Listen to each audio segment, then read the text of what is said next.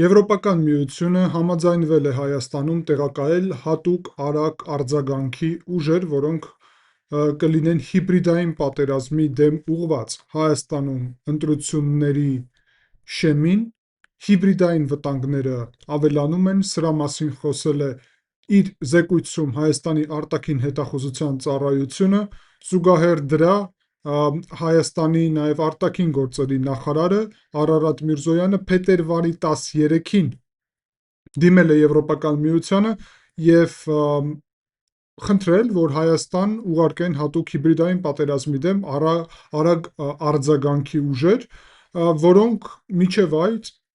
առաջի փորձը այդպիսի ուժերի եղել է իրենց ներկայությունը Մոլդովայում 2025 թվականի ընտրությունների ընթացքում մոտավորապես 20 մարդ էր այդտեղ Եվրոպական միությունից և իրանք փորձում էին այդտեղ օգնել Մոլդովային ապա տեղեկատվության դեմ պայքարի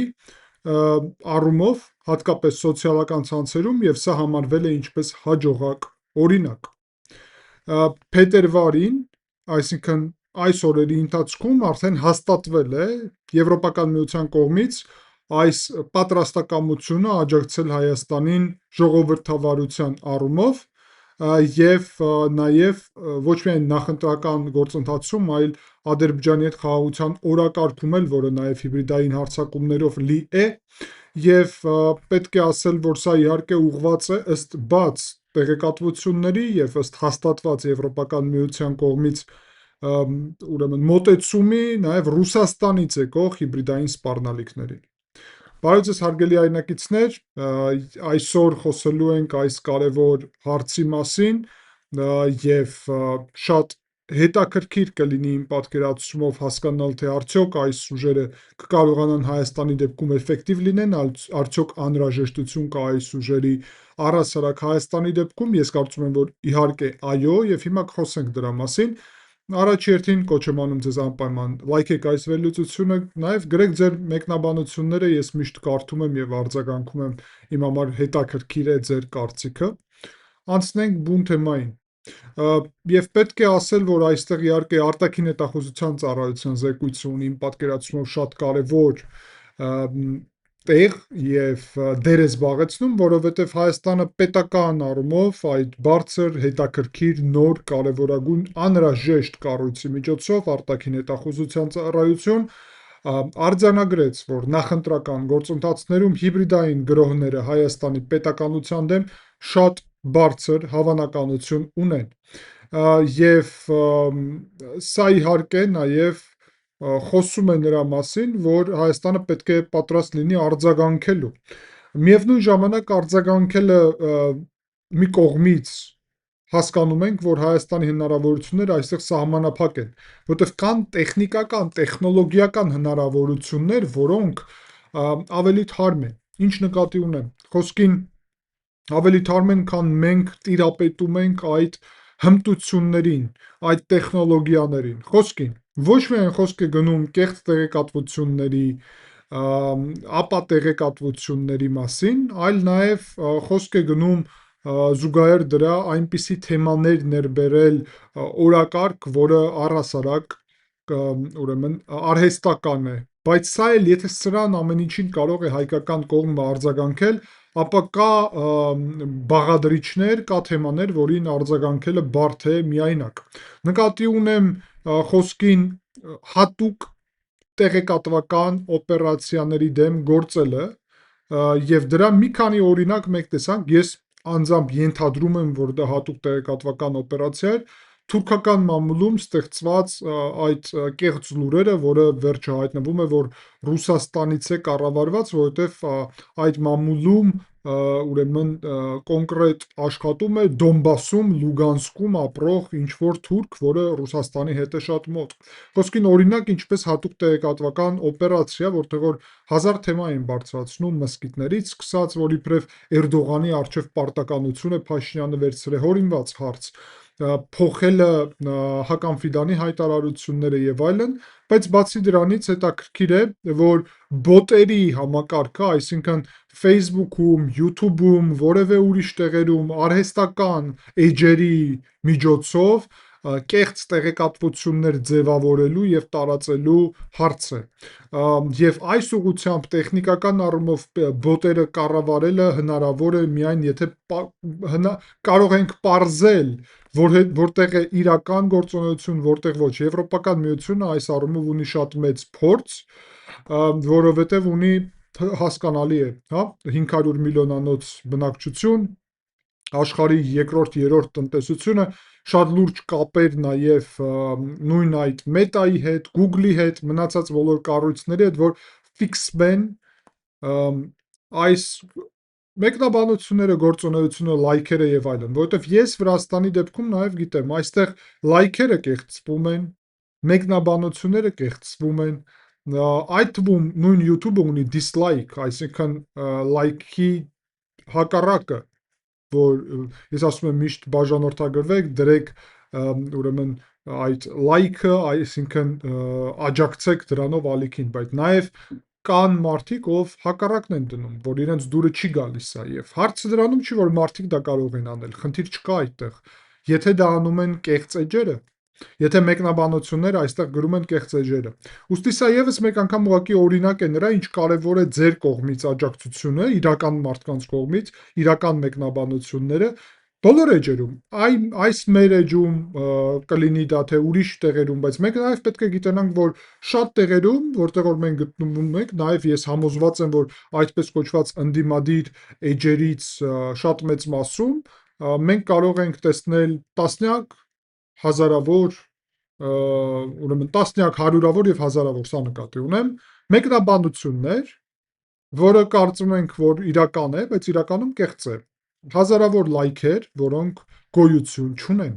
Եվ դա կոնկրետ օրինակներ են, եւ սա պետք է պարզել։ Հատկապես այսօր արհեստական բանականության դարաշրջանում սա շատ հեշտ է անել, շատ հեշտ է այսպիսի բոտերի համակարգներ ստեղծել, եւ ասեմ ձեզ, որ Վրաստանում դրա շատ մեծ փորձ ունի իշխանությունները։ Հայաստանում ընդդիմությունը, որովհետեւ սա ռուսական սցենար է։ Եվրոպական միությունը այդ արհեստական բանականության կողմից էլ կօգնեն, որ ավելի հեշտ ուրեմն հասկանանք այդ գործունեությունը։ Իհարկե պետք է ասել, որ հստակորեն սա ուղղված է Նիկոլ Փաշինյանի դեմ, այլ ոչ թե Նիկոլ Փաշինյանն է օգտագործում որևէ մեկի դեմ։ Եվ գլխավոր նպատակն է, որ այս ընտրություններում Գյումրի 2-ը տեղի ունենա, իսկ իշխանությունները պարտվեն։ Կրեմլի նպատակը։ Եվ Կրեմլը իհարկե օգտագործելու է այս նպատակով հասկանալի է ֆեյքները, տարբեր ֆեյք լուրերը, նույնիսկ դիփֆեյքները եւ ուրեմն մեղադրանքները Հայաստանի իշխանություններին, ինչու ուզես։ Այս մեղադրանքները լինելու եւ լինելու են։ Եվրոպական միությունը առհասարակ պետք է ասել, որ այս ուղղությամբ նոր չէ, որ սկսել է զբաղվել։ Դեռ 2022 թվականին հիբրիդային սպառնալիքների դեմ Եվրոպական միությունը ռազմավարական փաստաթուղթ է ընդունել։ 2024 թվականի մայիսին Եվրոպական միության խորհուրդը ընդունել է փաստաթուղթ, որը պետք է ներառի հենց այս EU Hybrid Rapid Response Teams HRRT այդ կառույցի ձևավորումը, որի հիմա Հայաստան ենք փաստացի հրավիրում։ Այս խումբը պետք է դառնար Եվրոպական միության հիբրիդային պատերազմների դեմ գործելու կոնկրետ մեխանիզմ եւ այդ թվում կարճաժամկետ տրամաբանություն, այսինքն եթե անհրաժեշտ է մի քանի ամսվա ընթացքում խոսքին այդպիսի կոնկրետ աջակցություն։ Պետք է ասել, որ HRRT այս արագ արձագանքի ուժերը Եվրոպական միության նոր գործիք են, որը նման է նույն ՆԱՏՕ-ում գոյություն ունեցող կոնտրհիբրիդային խմբի, որը կոչվում է Counter Hybrid Support Teams, եւ իր տրամաբանությունով սա աշխատելու է ինչպես ապա տեղեկատվության, այդպես էլ կիբերհարձակումների, ինչը շատ կարեւոր է նաեւ, եւ ընտրություններում ներխուժելու գործընթաց։ Բացի դրանից շատ հետաքրքիր է այստեղ, որ այս խումբը հնարավորություն են ունենալու պարզել ֆինանսական հոսքերը։ Սա իմ կարծիքով շատ օգտակար է, որովհետև մենք ունենք խնդիր ռուսական գումարների, ռուսաստանցի օլիգարխի եւ ունենք խնդիր առհասարակ տեղի օլիգարխների նախկին իշխանության կողմից այդ ֆինանսները օգտագործելու։ Այս խումբը ռազմական չէ, ավելի մասնագիտացված է, այսպես ասեմ, եւ իրանք կոնկրետ կարան վերլուծել սոցիալական ցանցերը, կիբերանվտանգությունը, էներգետիկայի ոլորտը, եւ ուրիշ հարցերը, որտեղ որ հնարավոր է խնդիրներ, որ ձևավորվի։ Այստեղ կան Եվրոպական միության արտաքին ծառայության ներկայացուցիչները, Եվրոպական հանձնաժողովի ներկայացուցիչները եւ անդամ պետությունների ներկայացուցիչները, եւ այդտեղ կարան լինել նաեւ ուրիշ ոստիկանական ուժեր նաեւ, ինչպիսին է Եվրոփոլը եւ այլն ուրիշ։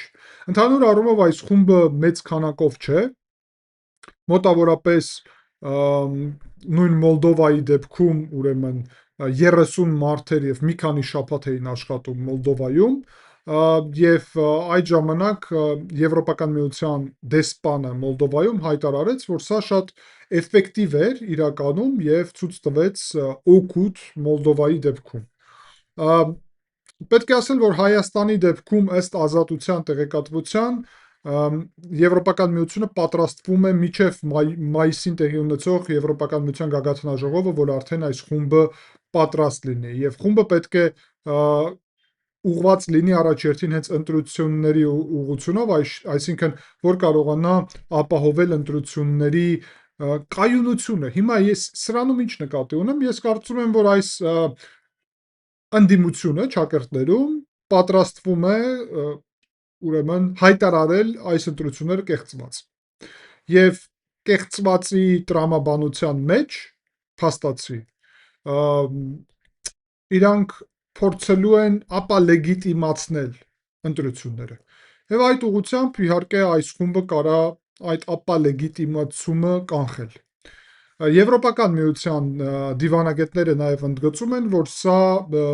ոչ միայն սա է այն աջակցությունը, որը տեղի կունենա Հայաստանի հանդեպ ժողովրդավարության ամրապնդման եւ Ռուսաստանից եկող ապակայունացնող քայլերի չեզոքացման ուղղությունով։ Եվ ուրիշ քայլեր են նախատեսված, ինչը շատ նաև հետաքրքիր է։ Կարելի է ասել, որ ընդհանուր առումով, եթե մինչև մայիսի այդ գագաթնաժողովը գան, ապա ապրիլի կեսերից արդեն այս խումբը պետք է սպասել եւ մոտավորապես փաստացի 2 ամիս են գործելու, ինչը շատ լավ է, որովհետեւ մի փոքր ավելի շատ ժամանակ է պետք։ Նախապատրաստողական գործողությունները նկատի ունեմ ապրիլի կեսերից։ Եվ հաշվի առնելով, որ մայիսի 4-ին սկսվում է գագաթնաժողովը, հենց Երևանում այդ եվրոպական շատ կարևոր գագաթնաժողովը, ապա երկու փուլ է տեղի ունենալու, մեկը կլինի տեխնիկական գործունեությունը եւ տեխնիկականից հետո արդեն կտեսնենք ակտիվ քաղաքական գործողությունները այս խումբի կողմից։ Եվ հաշվի առնելով, որ Հայաստանը դեռ թեկնածու չի Եվրոպական միության անդամակցության եւ այդ աջակցությունը չունի այս պահին, որը ունի Մոլդովան, ապա ամեն դեպքում սա կարա խնդիրներ պարունակի այս գործողությունները։ Տեսեք, եւ այստեղ կարճ հիմա ամփոփելով ասենք այն գործողության մասին, որը վերաբերվում է թե HRRT այս խումբը ինչ է անելու։ Մոնիթորինգ է անելու առաջերտին տեղեկատվական դաշտի, ինչը շատ կարևոր է, աշխատելու է տեխնոլոգիական հարթակների հետ, Meta, Google, TikTok, YouTube-ը Google-ին է պատկանում եւ այլն, եւ հասկանալու է արդյոք այդտեղ կան այդ բոտերի, կեղծիքների ուղղությունը եւ այլն, կիբերանվտանգության ապահովումը, որովհետեւ հարձակումներ կարող են տեղի ունենալ պետական կառույցների, հարթակների վրա եւ ուրիշ, դա նաև կարևոր է, նաև օգնել հայկական գործընկերներին, խոսքին կենտրոնական ընտրական հանձնաժողովից, ներքին գործերի նախարարությունից եւ այլն, կեղծիքների եւ հիբրիդային սպառնալիքների դեմ աշխատելու եւ շատ կարևոր է Եվրոպական միության դիտորդական առաքելության հետ ակտիվ համագործակցությունը եւ կոորդինացումը, դա արդեն հետաքրքիր համապարփակ եվրոպական անվտանգության շղթա է ստեղծում Հայաստանում։ Մենք գիտենք, որ Ռուսաստանը արդեն դժգոհ է սրանից եւ Մարիա Զախարովան, շատ մեր համար վատ ծանոթ, այսպես ասեմ, Ռուսաստանը հայտարարել է, որ ուրեմն մնում է Հայաստանի դաշնակիցը եւ պատրաստ է ամբողջ հարցերը քննարկել եւ խոսել նրա մասին, որ Ռուսաստանից կա հիբրիդային վտանգներ դեպի Հայաստան, ուղղակի չի կարելի դա անել, եւ այլն, այսինքն Զախարովան նաեւ ասել է, որ այս կոնցեպտը հիբրիդային պատերազմի հորինել են ամերիկացիք եւ փորձել են նաեւ արևմուտքը ներխուժել ներքին գործերի մեջ, այդ թվում Վրաստանում, հա, արևմուտքը ուզում է Վրաստանում ներխուժել ներքին գործերի մեջ, հա, իրականում Ռուսաստանը այստեղ արդեն Սամվել Կարապետյանի սցենարը իրականացրել է, այն էլ վաղուց։ Մի տարբերությունը այդ է։ Իսկ հիմա իհարկե իրանց ձեռ չտալի, որ արևմուտքը այստեղ մի ձև փորձի վրաց ժողովրդին օգնել։ Պետք է ասել, որ Ադրբեջանը այս դեպքում որևէ հայտարարություններ չի արել իրականում, իր գլխավոր մտահոգությունը առաքելության հետ է կապված, բայց դա առանձին հարց է, դա առհասարակ կապ չունի սրա հետ, եւ ընդհանուր առումով իհարկե Հայաստանում ով է դժգո այս թեմայով, մենք ձեր հետ միասին լավ գիտենք, դա ռուսական գործակալական ցանցն է, ով էլ պատրաստվում է կիրառել հիբրիդային պատերազմի գործիքներ։ Եվ իրանք այս օրինակը բերում են ինչպես Եվրոպական միության միջամտություն Հայաստանի գործերում, այն դեպքում, երբ Հայաստանն է դիմել Եվրոպական միությանը, եւ Մոլդովայի դեպքն էլ բերում են ինչպես վատ օրինակ իրականում։ Սա շատ կարևոր է ընդհանուր առումով, ես շատ դրական եմ գնահատում, կարևոր քայլ է եւ կարծում եմ, որ սա շատ մեծ օգտակար կլինի եւ նաեւ Եվրոպական միության հետ կապերի առումով նաեւ կամրապնդի այդ կապերը, կարող է չեզոքացնել շատ խնդիրներ, ամենակարևորը, որ իմ պատկերացումով հենց այդ իմ գլխավոր գնահատականը իհարկե բոլոր այդ հարցերը, որը ես նշեցի, կարևոր են, որ լուծվեն, բայց ամենակարևորը այն է, որ այս առաքելությունը օգնելու է ի վերջո, որ գործակալները չհայտարարեն այս ընտրությունները կեղծված։ Սա ամենակարևոր հարցն է, որովհետև եթե իրանք հայտարարեն կեղծված, ապա փորձելու են ապա լեգիտիմացնել Հայաստանի իշխանություններին, եւ դա շատ մեծ խնդիր է իրանից պարունակում, որովհետև Հայաստանի ժողովրդավարությունը հիմնված է լեգիտիմ իշխանությունների գաղափարի վրա։ Այսպիսով, հարգելի այնիկիցներ, շատ կարևոր թեմա է,